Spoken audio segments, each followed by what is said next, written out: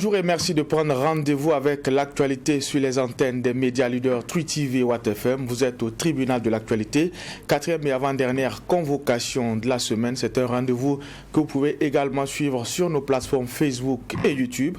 Je suis Adam Scalet Ouedraogo, président de cette instance. Avec moi sur ce plateau, les juges au siège, Bernard Bougma, Geoffroy Var. Bonjour et bienvenue, monsieur les juges. Bonjour, président Ouedraogo. Bonjour, juge Var. Bonjour, madame, monsieur. Bonjour, juge Bougma. Bonjour, président. Bonjour, auditeurs et téléspectateurs.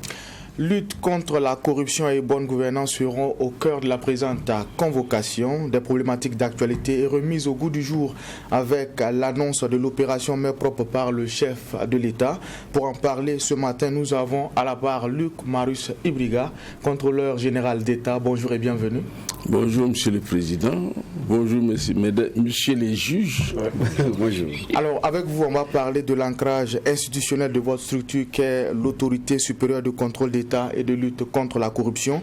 Les défis de l'ASE-LC également de l'opération Main propre annoncée par le chef de l'État. Mais avant, nous allons ouvrir la première fenêtre de cette émission, les avant-propos.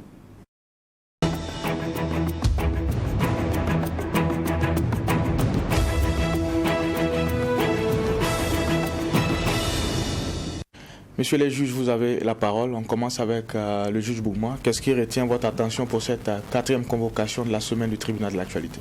Merci, président. C'est au Niger où il y a 8 ex-dignitaires du régime rwandais qui ont été expulsés, donc responsables du génocide de 1994. Il est clairement dit que le Niger va expulser ces messieurs-là. Ils ont eu 7 jours, en tout cas, pour quitter le territoire.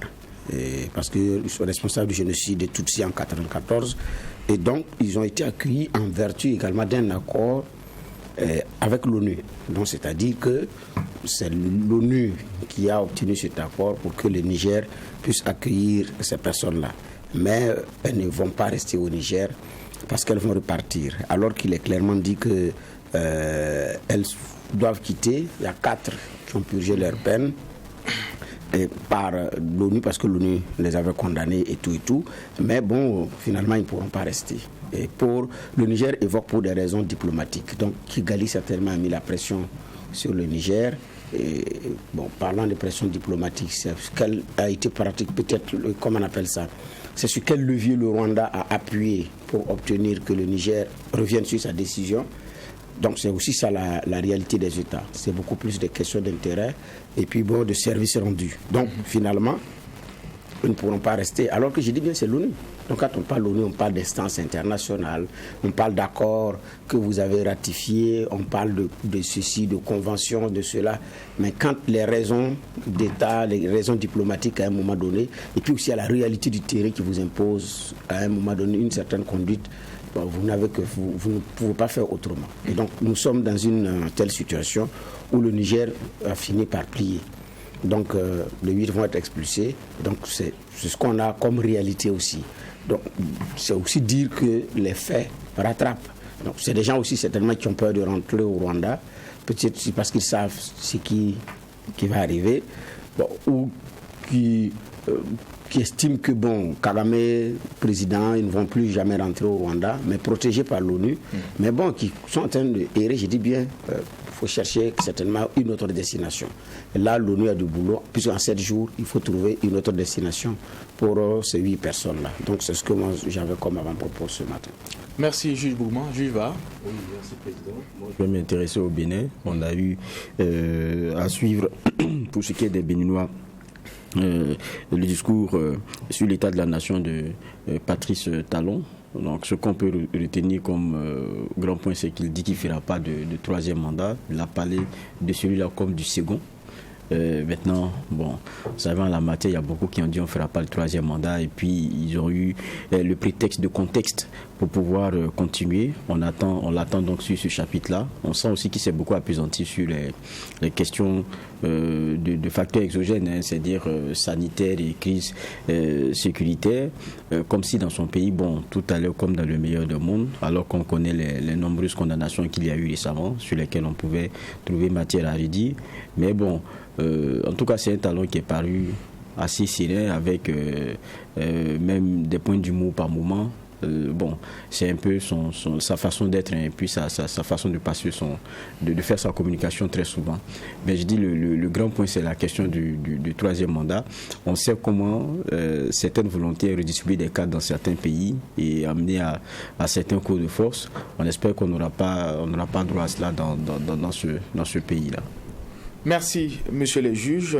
Une fois n'est pas coutume, le président du tribunal de l'actualité va s'autoriser un avant-propos. C'est adresser les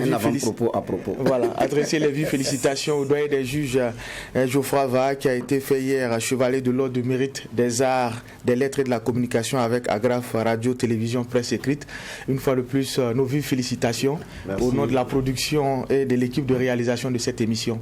Merci, c'est pour la maison et pour les téléspectateurs et auditeurs qui nous écoutent. Donc c'est bien cela. D'accord. Alors nous allons nous intéresser en tout cas à ce qui a été retenu pour la présente convocation. Mais avant tout, merci monsieur le juge. Merci aussi à l'équipe de réalisation de cette émission, le tribunal de l'actualité. Luc Marius Ibriga, contrôleur général d'État, en tout cas est notre convoqué du jour. Bonjour et bienvenue une fois de plus à la barre du tribunal de l'actualité. Bonjour. Alors je l'ai dit, nous allons parler de votre structure, du combat que vous menez et des défis de cette institution-là.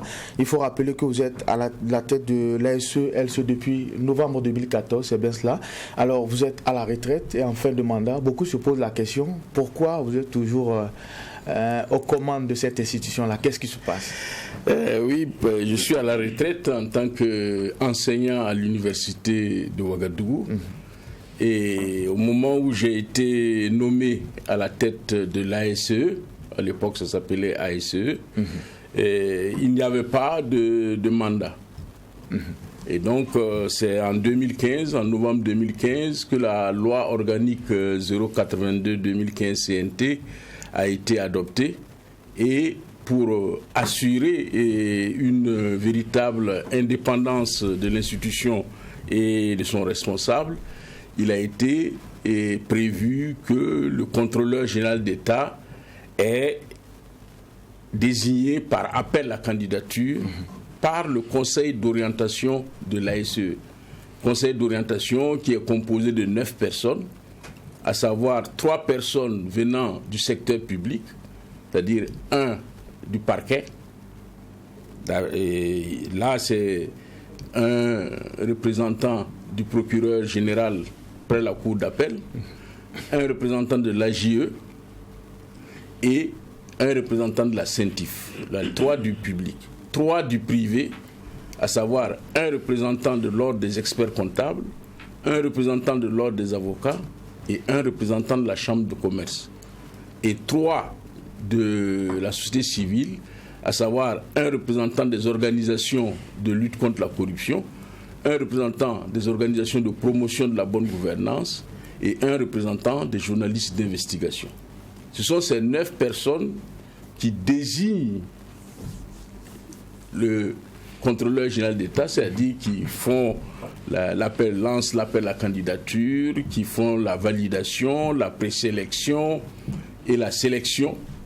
Et donc, il présente au chef de l'État 3 noms. Et le chef de l'État nomme le contrôleur général d'État pour un mandat unique de 5 ans. Or, il se trouve que la loi ayant été adoptée, les décrets d'application, puisque c'était un décret qui devait prévoir la procédure de désignation du contrôleur général d'État, ce décret n'avait pas été pris.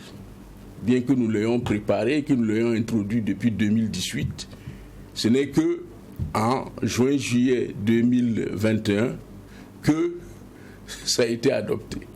Et donc, le conseil d'orientation s'est mis à la tâche et au jour d'aujourd'hui, le conseil d'orientation a procédé à la désignation des 3 noms qu'il a envoyés au chef de l'État. Donc, on attend maintenant la nomination du nouveau contrôleur général d'État.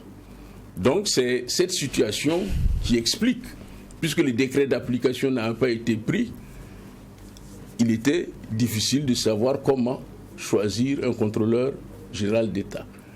Et dans cette situation, il aurait été possible pour le gouvernement de mettre fin à mes fonctions pour mettre en place une autre procédure pour nous, puisque c'était ad nutum, c'est-à-dire qu'à tout moment, je pouvais être démis de mes fonctions par le gouvernement, dans la mesure où ce décret d'application n'étant pas là, la disposition ne pouvait pas être appliquée.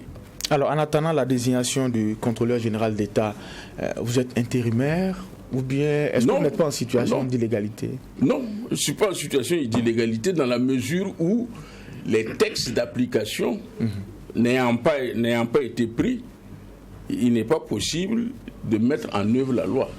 C'est comme ça, c'est pour cela on dit tout le temps en droit que si vous voulez anesthésier une loi, il suffit simplement de ne pas prendre les décrets d'application. La loi peut dire vous avez droit d'avoir chaque mois 1 million et la loi dit un décret viendra préciser les conditions d'obtention des 1 million. Mais tant que ce décret d'application n'est pas pris, vous ne pouvez pas jouir de ces 1 million. Donc, c'est cette situation qui explique qu'aujourd'hui, je sois dans cette situation. Je suis à la retraite à l'université de Ouagadougou, mais je ne suis pas à la retraite en tant que contrôleur général d'État. D'accord. Alors, on a engagé ces réformes juridiques pendant que vous êtes toujours à la tête de cette structure. Cela veut dire légalement que vous pouvez peut-être empiler pour un autre mandat. Pourquoi ça ne vous a pas tenté? Non, je pense que l'esprit, c'est l'esprit de la loi.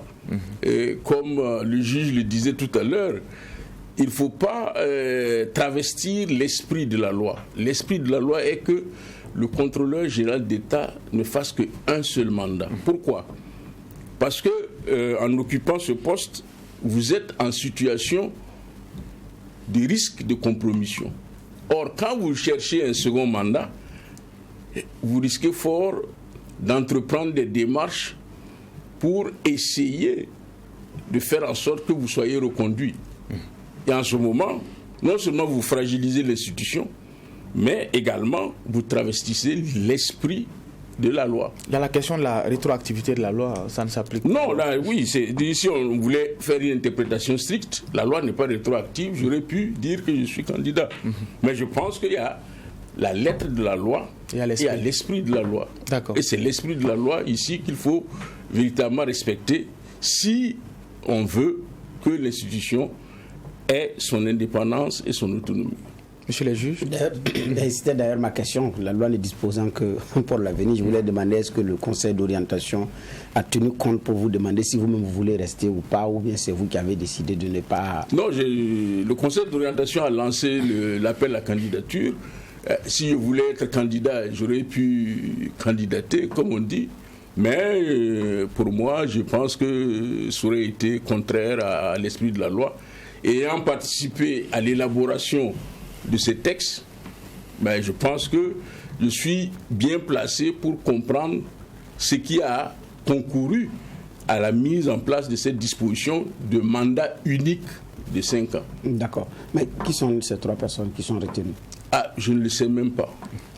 Le conseil d'orientation a fait son travail et jusqu'à présent, le président du conseil d'orientation m'a rencontré pour me dire qu'ils ont fini leur travail et qu'ils ont envoyé le courrier. Ils vont envoyer le courrier, mais il ne m'a pas donné les noms des personnes qui sont concernées. Même un nom, vous n'en avez pas? Non, je sais qu'il y a 4 qui étaient présélectionnés et qui ont été soumis à l'enquête de moralité. Mais à partir de là, les 3 noms qui ont été retenus, je ne peux pas vous le dire. D'accord. Et je pense que c'est mieux comme ça, parce que toute cette procédure doit se passer en dehors du contrôleur général d'État, pour éviter qu'on dise qu'il y a des influences du conseil d'orientation. Et d'ailleurs, que ce soit la présélection, la sélection, etc., c'est dirigé par le président du conseil d'orientation et le contrôleur général d'État n'a rien à voir dedans. D'accord. Juge va. Bon, moi, je n'ai pas de question de généralité. Ok. Bon. D'accord. Donc, on va déjà, on l'a dit, votre structure est en pleine réforme. Actuellement, c'est des textes pour encadrer justement la question du contrôleur général d'État. Il y a aussi la question de l'impossibilité pour vous de poursuivre juridiquement, en tout cas certaines personnes au regard de ce que vous avez comme information. Est-ce que là également, ce n'est pas une limite de poursuivre certaines personnes? Voilà. En fait, la possibilité pour l'ASE aujourd'hui d'engager des actions, votre rôle, c'est aujourd'hui, c'est de contrôler, c'est aussi de mettre en lumière, mais ça se limite un peu à ce niveau. Oui, c'est-à-dire que notre rôle, c'est le rôle de l'officier de police judiciaire, à savoir rassembler l'ensemble des preuves que nous soumettons au procureur du Faso quand il s'agit d'une infraction, ou bien quand il s'agit d'une faute de gestion. Nous réunissons les différents éléments que nous soumettons au procureur près la Cour des comptes, ou quand il s'agit d'une faute disciplinaire, nous réunissons les preuves que nous soumettons au supérieur hiérarchique. Ce sont les 3 destinations du travail de l'ASELC. L'ASELC n'a pas vocation à sanctionner. Et ça, c'est un élément important dans la préservation et la bonne administration de la justice. Pour vous, ce n'est pas une limite? Non, ce n'est pas une limite. Dans la mesure où il y a un risque important. Si nous avions le pouvoir de sanctionner, vous imaginez que si nous avons quelqu'un dans notre collimateur, on fera tout pour le sanctionner. Et normalement, si on est dans un état de droit, on ne peut pas imaginer que la SE sanctionne sans que la personne ait la possibilité de faire appel de la décision. Or, si on fait appel de la décision et que cette décision est remise en cause, et chaque fois les décisions de l'ASELC sont remises en cause, c'est la crédibilité de l'institution qui est aussi remise en cause. C'est vrai, quand on interroge certains Burkinabés, alors sans cette possibilité, beaucoup estiment que c'est un géant au pied d'argile. L'institution contrôle, fait des rapports, mais au finish, on sait... Non, c'est parce que c'est pour éviter le risque d'arbitraire. Nous avons la possibilité de prendre des mesures conservatoires. C'est-à-dire, quand nous allons constater dans une situation que les ressources publiques sont en danger ou que la manière d'administrer n'est pas conforme aux règles, nous pouvons prendre des mesures conservatoires. Par exemple, dans certaines situations, nous avons bloqué tout mouvement sur un compte pour permettre d'avoir une situation claire. Et puis, au bout d'un certain temps, maintenant, on peut lever cette mesure conservatoire. Ou bien, dans le cadre des lotissements, nous disons d'arrêter le lotissement. Et ça, nous avons ce pouvoir-là. Nous avons le pouvoir de demander des informations à toute administration et aucune administration n'a le droit de nous refuser ces informations. D'ailleurs, il y a beaucoup d'administrations qui passent par nous pour avoir un certain nombre d'informations qu'ils n'arrivent pas à avoir quand ils font la demande. Mais quand la SE fait la demande, la loi dit clairement que même le secret bancaire ne peut pas lui être opposé. Donc, nous avons ces prérogatives, qui sont des prérogatives qui nous sont données dans l'idée de l'investigation, des investigations que nous avons à faire pour réunir les preuves. Mais à partir de là, une fois que nous avons transmis le dossier au procureur du Faso, nous sommes dessaisis du dossier. Ou bien, quand une affaire est pendante devant la justice, la SELC n'a plus la possibilité d'intervenir. D'accord. Ok, j'y vais. Et pourtant, moi, je me rappelle de toutes les fois où le président de Faso a été interpellé sur les questions de corruption. On a vu les débats même il n'y a pas si longtemps avec des journalistes, que ce soit du privé ou du public. Et c'était ouvert, tout le monde a pu regarder. Sur la question de la corruption, lorsqu'il est interrogé, le président de Faso dit, et pourtant, on a des institutions qui ont pour rôle le contrôle, on a un procureur, on a renforcé les prérogatives des uns pour qu'on ait des impacts. Si on ne l'a pas, c'est pas lui, on va venir, c'est pas vers lui, c'est pas vers lui le doigt accusateur va être mis. Il a donné les leviers, et c'est à eux de faire. On constate que sur la question de la corruption, le Burkinabé, il en attend encore beaucoup. Qu'est-ce qui coince? Non, je pense que de ce point de vue, le chef de l'État aurait dû préciser également que la loi 082 a certes donné des prérogatives à la SELC, mais que les décrets d'application, et même pas tous les décrets d'application, ont été adoptés qu'en 2021. Alors que la loi elle-même avait précisé que un an après la promulgation de la loi, c'est-à-dire en février 2017, tous les décrets d'application devaient être adoptés. Cela pour permettre l'efficacité de la loi. Imaginez-vous que pendant tout ce temps, les décrets sur le régime juridique applicable aux contrôleurs d'État, aux assistants de vérification, aux enquêteurs n'avaient pas été adoptés. Comment pouvez-vous recruter du personnel à ce niveau? Le décret sur le fonds d'intervention. Vous avez vu dans le Conseil des ministres d'hier, on a parlé des fonds d'intervention. Ce décret, le fonds d'intervention, est l'arme de la SELC pour véritablement avoir une autonomie et travailler. Ce décret n'était pas pris. Les décrets sur le quantum à verser à la SELC, ce décret n'est pas encore adopté.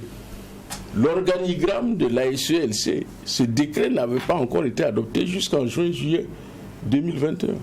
Donc, c'est ça la limite. Et cela participe de la responsabilité du gouvernement. Ce n'est pas de la responsabilité de la SE. Malgré tout, nous avons travaillé. Et parfois même, certaines administrations voulaient nous contester notre légitimité en disant vous venez pour nous juger alors que vous-même vous n'êtes pas en règle vis-à-vis. Mais la réponse que nous leur donnions, c'est que ce n'est pas nous qui prenons les textes. Si c'était nous qui prenions les textes, que nous ne les avions pas pris. Bon, oui, là on aurait pu poser le problème, mais non. Donc il y a cela. Et il y a la question aussi des ressources humaines et des ressources financières. Quand vous prenez un fonds d'intervention qui vous est donné de manière à ce qu'on vous donne un budget, vous devez défalquer le fonctionnement, et ce qui reste, c'est ça le fonds d'intervention. Non. La preuve, c'est que quand vous avez des activités, vous avez des expertises, ça vous coûte les yeux de la tête, vous n'avez pas l'argent pour payer. Quand j'arrivais à la tête de la SELC, il y avait 30 contrôleurs d'État. Aujourd'hui, ils sont 23. Pourquoi? Parce que les textes n'avaient pas été adoptés et que ce faisant, il n'était pas possible de recruter. Donc ce sont ces conditions-là aussi qui expliquent cela. En plus de cela, il faut prendre en compte le fait que la SELC est la structure faîtière de l'ordre administratif, du contrôle administratif. Or, là aussi, il y a une réforme du contrôle administratif que nous avons introduite depuis 2018, qui jusqu'à présent n'est pas encore adoptée. Donc, ce sont ces conditions-là qui expliquent. Parce que la SELC, étant à Ouagadougou, ne peut pas contrôler les différentes structures. Or, le fait de mettre en place des autorités ministérielles d'audit interne pour qu'il y ait une anticipation dans les risques qui peuvent survenir dans les ministères est une solution pour faire en sorte que l'on puisse véritablement avoir un œil sur les risques et travailler à les minimiser. Or, cette réforme n'est pas là. Vous prenez le cas des inspections aujourd'hui, on nomme quelqu'un à l'inspection, la personne n'a aucune connaissance des questions de contrôle et autres, et elle vient.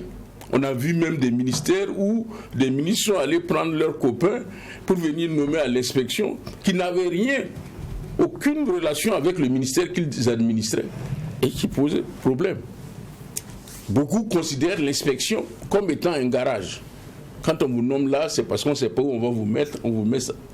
Et donc la réforme visait à faire en sorte que l'inspection soit transformée en audit interne des ministères, qu'on crée un emploi d'auditeur interne avec une évolution de carrière et que ces gens soient formés, soient recrutés, formés et ils vont évoluer en tant qu'auditeurs internes dans les différents ministères et les institutions. D'accord. Juge Bougma? Oui, effectivement, il y a votre travail. Après, il y a celui du juge, parce que vous dites qu'il y a 3 principales voies de destination. Quand vous bouclez vos missions, l'une des voies de destination, c'est comme on appelle ça, c'est la justice. Alors, mais c'est à ce niveau également que ça piétine. Est-ce qu'il y a une explication particulière? Non, je pense que au niveau de la justice, il y a également il y a une question de moyens, il y a une question d'effectifs. Parce que quand vous prenez, par exemple, aujourd'hui, on a créé, avec la loi 05 2017, on a créé des pôles judiciaires spécialisés. Mais quand vous prenez les pôles ECOFI, économico-financiers, vous voyez que les juges qui sont là-bas cumulent leurs fonctions en tant que juges au TGI. Donc, ils ne font pas que ça. Ils ne font pas que ça. Et deuxièmement, ils n'ont pas de statut particulier. Alors que l'esprit, c'est qu'ils se spécialisent et qu'ils deviennent des fins limiers dans le domaine de la lutte contre les crimes économico-financiers. Vous avez eu des juges qui ont été formés, qui ont reçu des formations, etc., au bout de 5 ans, qui ont décidé de partir ailleurs parce qu'il n'y a pas de perspective de carrière. Vous êtes substitut du procureur ou bien vous êtes juge, vous remplissez les conditions pour postuler pour être président de tribunal ou procureur ailleurs, mais en tant qu'au pôle ECOFI, vous n'avez pas ces avantages-là, donc ça pose un problème. Et même au niveau des moyens financiers, nous voyons aujourd'hui, on travaille main dans la main avec le procureur du Faso, mais pour certaines expertises, le procureur du Faso est obligé de s'adresser à l'ASELC pour que nous puissions prendre en charge un certain nombre d'expertises. Parce que s'il le fait faire, le problème pour le paiement de l'expert va être problématique. Donc, c'est tous ces éléments aussi qu'il faut prendre en compte. Je ne dis pas qu'il n'y a pas de responsabilité des juges, mais c'est pour vous expliquer la situation. Et quand vous regardez dans la dernière situation qu'il y a eu concernant le jugement du carburant, les juges ont donné de leur personne pour siéger de façon constante. Alors que normalement, les textes disent qu'il y a une audience par semaine. Ils ont siégé de façon constante pour permettre d'évacuer le dossier. Et donc, dans tout ça, ça suppose que si on veut véritablement mettre en place un système qui soit efficace, il faut mettre les hommes et les moyens. Justement, quand on vous écoute, on a un peu peur. Vous dites, pour la question de vos prérogatives, c'est vrai, le président de Faso dit ça a été renforcé, mais c'est quand ça a été renforcé? Quand est-ce que l'acte a été pris? Ça, c'est une question. Vous nous avez, tout à l'heure, vous avez éclairé notre lanterne, c'est que récemment. Sur la question aussi des hommes, des moyens, vous dites on n'est pas encore dans les proportions qui devraient nous mettre dans un confort, mais on regarde le budget 2022. Je pense que vous étiez à 2 milliards en 2021. 1,7 milliard maintenant pour 2022. C'est-à-dire qu'au lieu de renforcer, on va greffer dedans encore. Qu'est-ce qu'on veut? Est-ce que vous sentez une vraie volonté de lutter contre la corruption? Non, là peut-être il faut bien regarder, parce que quand vous prenez les 2 milliards, dans les 2 milliards, vous aviez près d'1 milliard qui était consacré à la construction du siège de la SELC. Donc bientôt les fonds destinés au siège se minorent dans la mesure où le siège est presque prêt. Et donc voilà pourquoi on voit que il y a une diminution du budget. Du point de vue des investissements, il y a eu une grande diminution, mais du point de vue du budget de fonctionnement, ça n'a pas beaucoup varié. Mais nous n'avons pas encore atteint l'objectif qui avait été fixé par la loi, qui était de 0,1% du budget de l'État. Pourquoi on avait mis les 0,1? Ça devrait faire combien en gros? Ah bon, à l'époque, quand on faisait, ça devait faire autour de 2 milliards pour le fonds d'intervention. D'accord. Parce que c'est ça qui est l'explication. En ayant 2 milliards, il y a la possibilité de mener toutes les investigations sans avoir à faire, comme on le fait presque chaque année, à demander une rallonge au ministre des Finances pour pouvoir travailler. Et donc, il y a un certain nombre d'investigations que vous ne pouvez pas mener, et notamment en ce qui concerne les expertises. Jusqu'à présent, nous n'avons même pas encore commencé la vérification de la sincérité des déclarations d'intérêt de patrimoine.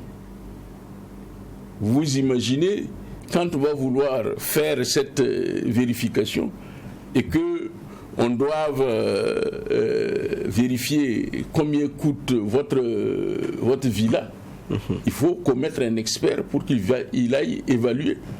Il faut le payer. Et surtout dans la situation que nous avons actuellement au Burkina Faso, où nous n'avons pas de base de données fiables qui nous permettent de pouvoir y recourir. Aujourd'hui, quelqu'un vous dit « j'ai une seule parcelle à Ouagadougou », vous ne pouvez pas dire si c'est vrai ou si c'est faux. Et si vous voulez vraiment faire les investigations, ça va vous coûter des yeux de la tête. Donc voilà pourquoi nous disons qu'il y a un certain nombre de préalables aussi. Si nous voulons lutter contre la corruption, ça veut dire que nous devons aller à l'informatisation d'un certain nombre de domaines pour permettre que l'information soit disponible et qu'on puisse les croiser pour pouvoir faire l'état, l'évaluation patrimoniale des gens. D'accord. Alors on va rappeler à ceux qui nous prennent en marche que Luc Marius Ibriga, contrôleur général d'État, est notre convoqué du jour. On parle des défis de l'ASE-LC et également la question de la lutte contre la corruption au Burkina Faso et la bonne gouvernance. Alors je l'ai dit, vous êtes aux affaires depuis 2014. Vous avez certainement vu passer beaucoup de rapports. Aujourd'hui, quel est votre regard sur le phénomène de la corruption au Burkina Faso? Est-ce que la lutte porte ses fruits? Disons que la lutte porte ses fruits dans un certain domaine. Mais le constat, c'est que nous allons vers une corruption institutionnalisée, systématisée, dans la mesure où vous avez la corruption dans tous les domaines. Et le danger le plus grand que l'on constate, c'est que il y a une tendance à la banalisation de la corruption. Chacun est corrupteur ou corrompu, mais considère que ce que la corruption dont il est l'auteur ou l'objet, non, ce n'est pas important. Ce qui est important, c'est la corruption qu'il y a en haut. Or, quand vous regardez aussi, vous avez une administration qui travaillent de manière informelle. Nous avons, dans le cadre des rapports de la SELC, tiré la sonnette d'alarme sur la nécessité des manuels de procédure. Parce que la plupart du temps, quand on prend quelqu'un, on dit oui, c'est comme ça que nous travaillons. Comme ça que nous travaillons, alors qu'il y a des textes, et ces textes ne sont pas respectés. Quand on dit les irrégularités ou quand on épingle des gens, ce n'est pas que la personne a eu à prendre l'argent pour lui-même, mais la personne n'a pas dépensé l'argent public selon les procédures qui sont prévues.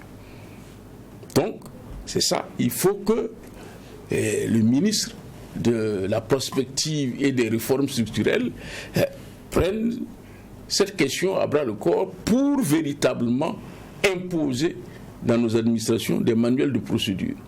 Il faut que les conseils de discipline soient fonctionnels. Or, là, non.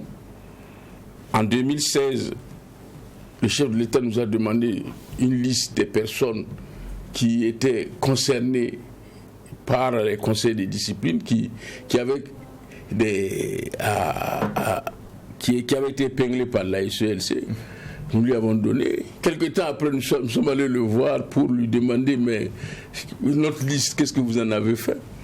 C'est là qu'il nous a dit que il a amené cette liste en Conseil des ministres pour que on prenne les mesures contre ces personnes et qu'on lui a dit qu'il fallait que ça passe par le Conseil des disciplines et que, bon, les conseils des disciplines, et voilà.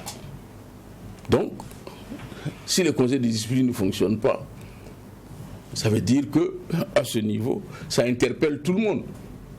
Ce n'est pas seulement l'administration, mais ça interpelle aussi les partenaires sociaux et autres. Parce que le Conseil de discipline, c'est une structure qui permet d'objectiver la sanction. C'est-à-dire que la personne, comme on dit en droit, nul ne peut être condamné s'il n'a été mis en situation de présenter sa défense. Et donc, si le Conseil de discipline ne fonctionne pas, vous ne pouvez pas l'activer pour X et puis ne pas l'activer pour Y. Et c'est toute cette situation qui fait qu'on se retrouve dans une situation d'impunité. Et là, nous avons dit, l'impunité nourrit la corruption. Et ainsi, on a évolué jusqu'à ce que l'on tire la sonnette d'alarme encore sur le lien entre corruption et terrorisme. Et les derniers développements sur la question du carburant ont montré qu'il y a véritablement un lien très fort et que le terrorisme nourrit la corruption et la corruption nourrit le terrorisme. D'accord. Juge Bougma. Oui, c'est vrai, il y a cette question de conseils de discipline qui ne sont pas du tout tenus, compte tenu effectivement de la complexité, parce que ce n'est pas l'administration seule, il y a les partenaires sociaux, comme vous l'avez dit, et parfois aussi qui ne facilitent pas la tâche. Mais aussi, l'actualité, vous l'avez évoqué, c'est la déclaration des biens des nouveaux membres du gouvernement. Il y en a qui traînent les pieds, donc ils le font pratiquement en retard, mais c'est aussi la capacité d'investiguer après.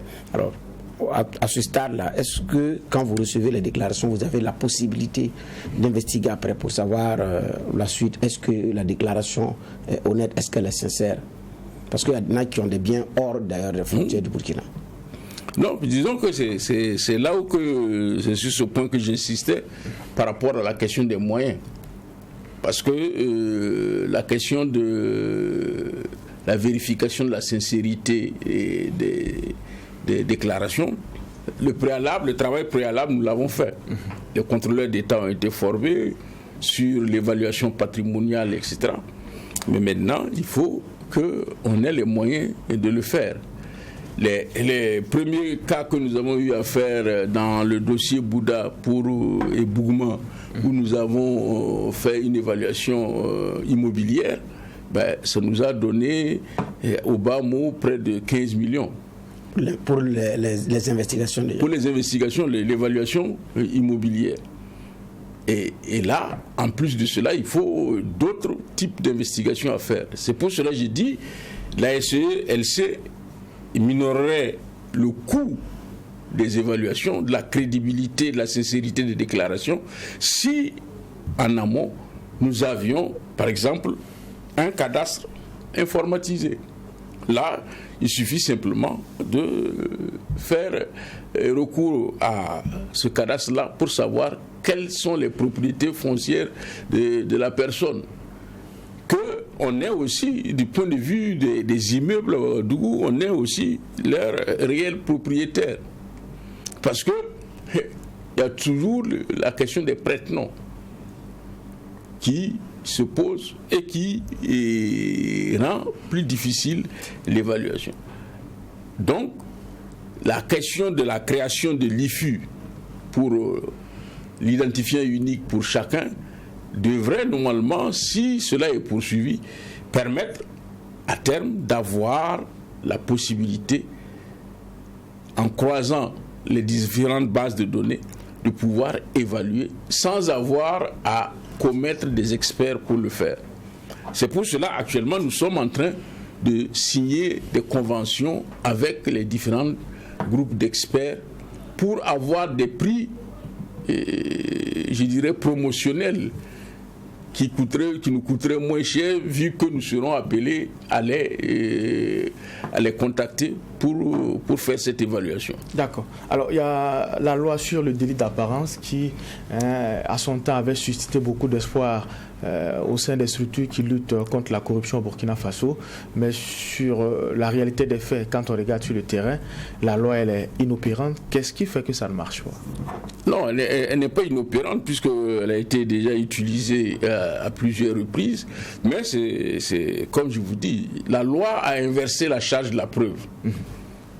Donc, pour le commun des mortels, on a l'impression que, bon, c'est lui qui doit prouver que ce qu'il possède est licite.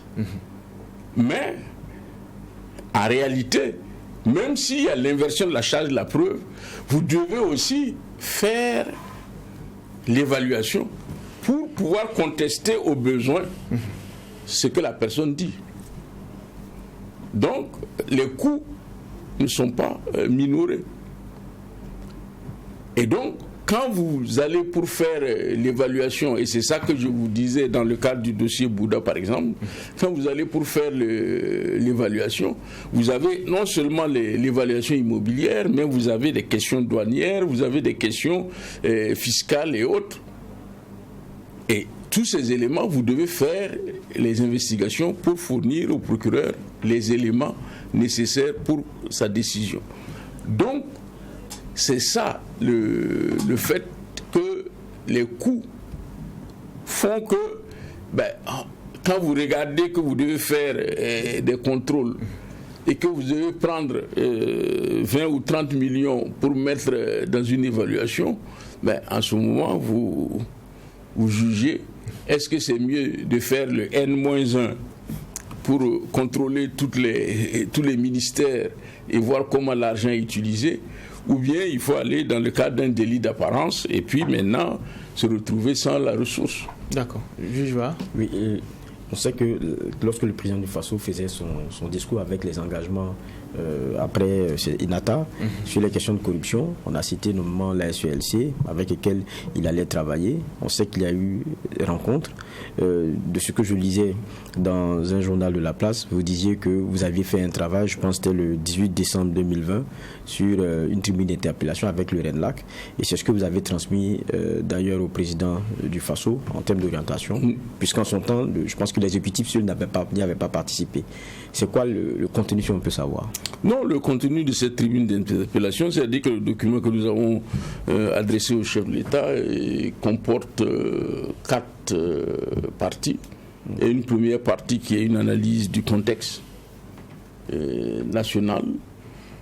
Mais les 3 parties les plus intéressantes, c'est d'abord la deuxième partie ce sont ce que nous avons posé comme étant les exigences principielles, où nous avons énuméré 7 principes importants que si on veut vraiment aller vers une opération main propre, il faut que ces principes-là soient respectés.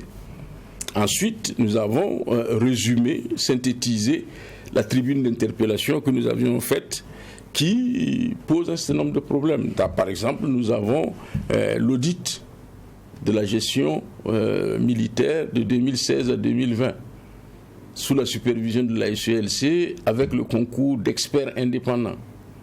Nous avons posé aussi la question de l'élévation de l'IGFAN, l'inspecteur général des forces armées, au même grade, sinon au-dessus du chef d'état-major général des armées. Nous avons posé la question de la complétude de la SELC. Nous avons posé la question foncière en demandant la nécessité qu'on ait un cadastre et puis d'autres éléments. Et puis nous avons terminé par les écueils à éviter. Et les écueils à éviter, c'est le fait qu'on tombe dans les atermoiements et que cela sera considéré comme une forme de non-tenue de la parole donnée et ce serait dangereux pour la nation. Ce sont ces différentes parties que nous avons données. Maintenant, le président nous a reçus avec le procureur. Nous avions posé aussi la question de la justice pour demander que ces questions-là des pôles ECOFI soient bien traitées. Et avec le procureur du Faso, il nous a reçus et nous devons avoir une nouvelle séance pour travailler de façon pratique sur les domaines qui devraient faire l'objet d'investigation. Mais je vois que certaines questions que nous avions évoquées dedans, notamment la question du fonds d'intervention et autres, commencent à trouver un début de solution. Je me dis que peut-être que cela annonce peut-être de bons fruits. Tu l'as su, le même sujet. Hein. Je préfère partager, ça peut paraître niais, mais la plupart des Burkinabés, c'est l'attente qu'ils avaient. Quand le président a dit vaste opération main propre, et on a dit à SLC, on s'est dit, oh, Dieu merci, la SLC a beaucoup de rapports qu'il donne, on a l'impression que ça sommeille sous les tiroirs.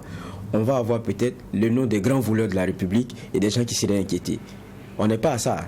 Non, disons que la question, ce n'est pas la chasse aux sorcières. La question, en ce qui nous concerne, c'est de profiter de cette occasion pour mettre en place une infrastructure anticorruption solide. Il y a le structurel, mais il y a l'exemple. Non, il y a l'exemple aussi, il y a des dossiers. Il y a des dossiers en souffrance. Ça, ces dossiers, nous les avons. Nous avons, et au niveau de l'ASE, nous avons commencé à travailler. Et le département du suivi des recommandations et des affaires en justice a fait un travail. Et aujourd'hui, nous avons un rapport sur les personnes qui sont concernées, que ce soit pour des fautes de gestion ou que ce soit sur des questions infractionnelles. Nous les avons. Remises au président? Non, nous ne les avons pas encore remises au président, puisque la première rencontre que nous avons avec le chef de l'État nous a dit qu'il nous recevrait à nouveau.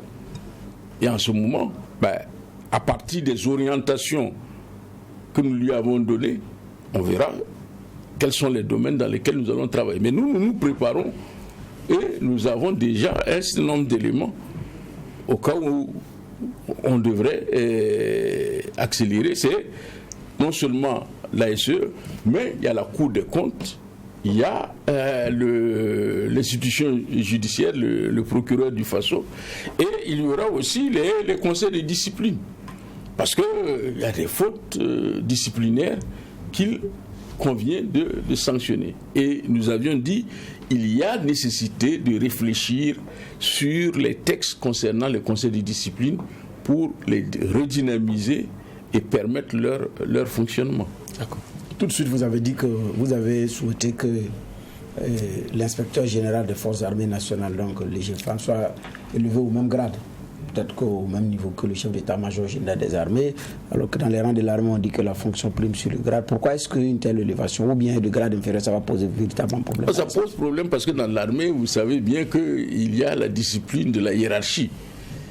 Et que vous soyez inspecteur ou autre, si vous êtes devant un général, vous êtes dans une situation d'infériorité. Et c'est pour cela, quand on regarde ailleurs, l'inspecteur général des forces armées, il est au minimum au même niveau que le chef d'état-major général des armées. En ce moment, il n'y a pas de réticence à confronter le chef d'état-major, parce que la plupart du temps, c'est après pour la carrière. Parce que nous avons vu plusieurs personnels de l'armée qui, après avoir été dans certaines fonctions, se plaignent que, véritablement, parce qu'ils ont refusé telle ou telle chose, on est en train de les brimer et dans leur évolution de carrière. Donc, c'est cela. Pour dire que l'inspecteur général aussi, en étant au même niveau, il y a aussi, du point de vue de l'esprit de l'armée, qu'il y ait la possibilité qu'on puisse avoir un travail qui soit bien fait. Parce que si vous êtes en situation d'infériorité et que vous n'avez non seulement pas les moyens et la capacité de confronter le chef d'état-major des armées, ailleurs, il y en a qui peuvent avoir une relation directe avec le chef d'état-major et puis on le sait, et ça peut avoir des influences sur le travail. Okay. là-dessus, moi, j'ai eu une interview d'août 2019. C'était un genre de coup de gueule pour vous dans une émission. Je vais relire ça et puis je vais poser la question. Vous dites, un des problèmes que nous posons chaque fois au gouvernement est la question du secret défense. Normalement, nous sommes fondés pour contrôler l'utilisation de l'argent public. Or, quand nous sommes en contrôle au ministère de la Défense, on nous sort chaque fois le secret défense. Et quand nous demandons les documents légaux qui montrent que tel ou tel aspect tombe sous le secret défense, on nous dit c'est comme ça. Oui. Et ça a changé. Aujourd'hui, le débat, c'est sûr que certaines dépenses, même d'ailleurs militaires, il devait avoir un point de presse sur les questions d'avion. Ça a été reporté, on n'a pas compris pourquoi. Annulé d'ailleurs. Donc c'est une question qui devient centrale. Ça a changé. Est-ce que vous arrivez à contrôler? Est-ce qu'on veut cacher des choses? Non, nous arrivons à contrôler le ministère la gestion du ministère de la Défense. Mais, sur le plan financier, mais le contrôle, normalement, aurait dû continuer pour voir l'adéquation qu'il y a entre ce que l'on a acquis et le coût. Et c'est là où le problème se pose. Et nous avons insisté sur le domaine avec l'ONG DECAF. Nous avons réfléchi sur ces questions et à notre grande surprise, on s'est rendu compte qu'il n'y a même pas de texte au Burkina Faso qui définissent le secret défense. Il n'y en a pas. On n'en a pas. Il n'y en a pas. Et en ce moment, le secret défense est utilisé pourquoi?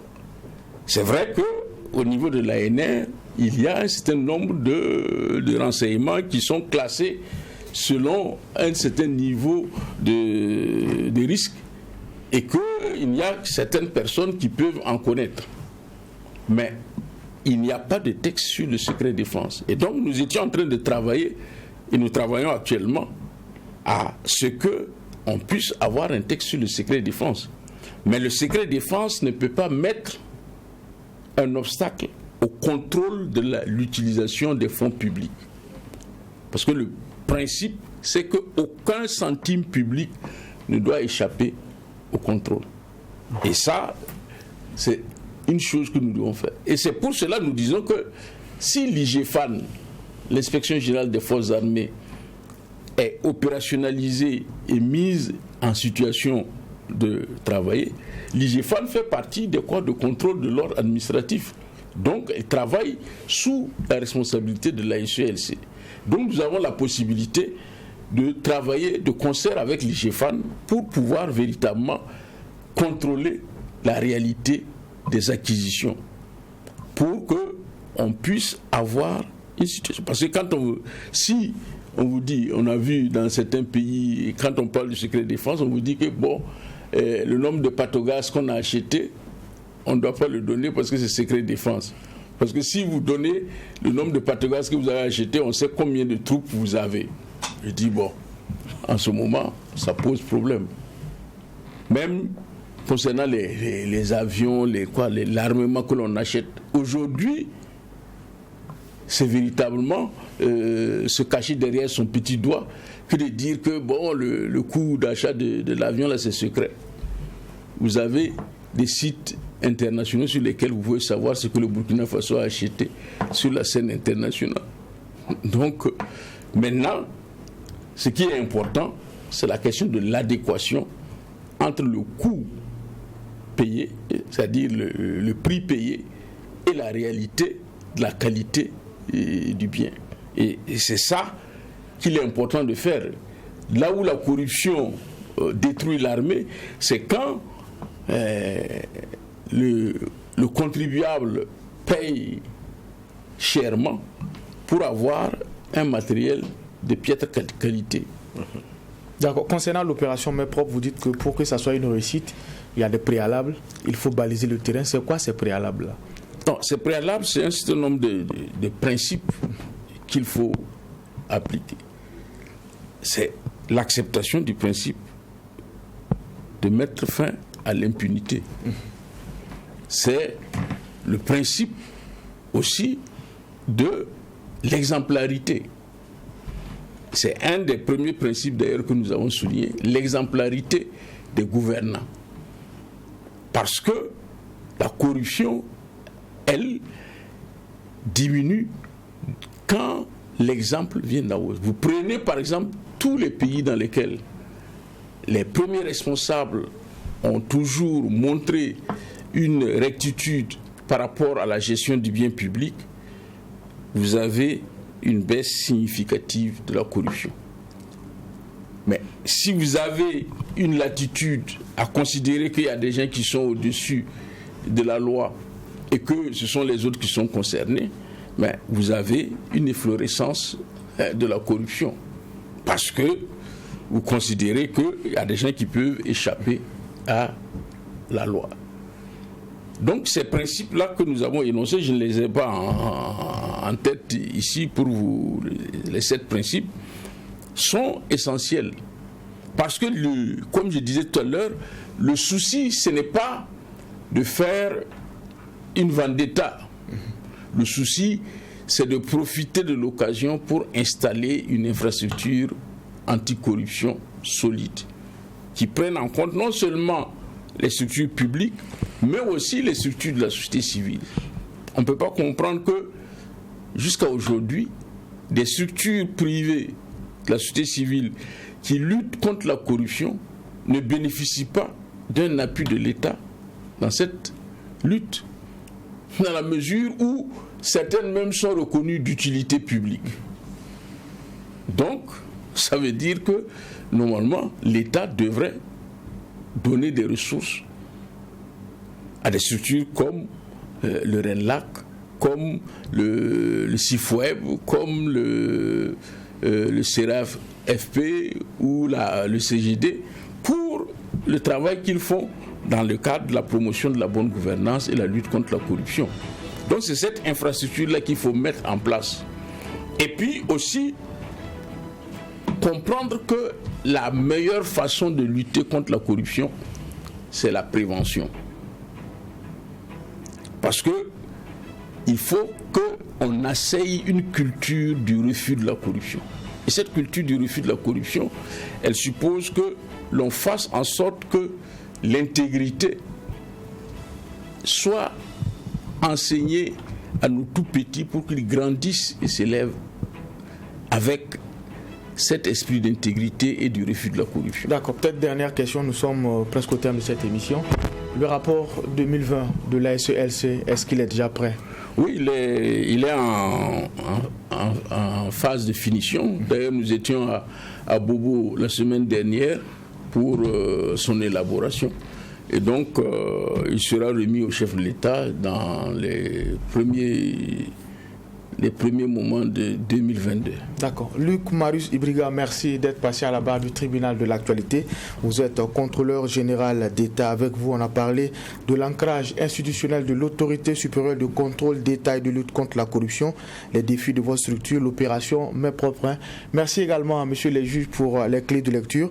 On va se donner rendez-vous demain pour la dernière convocation de la semaine et également la dernière convocation de l'année 2020 du tribunal de l'actualité. En attendant, restez fidèles au programme des médias leaders, True TV et Watt FM.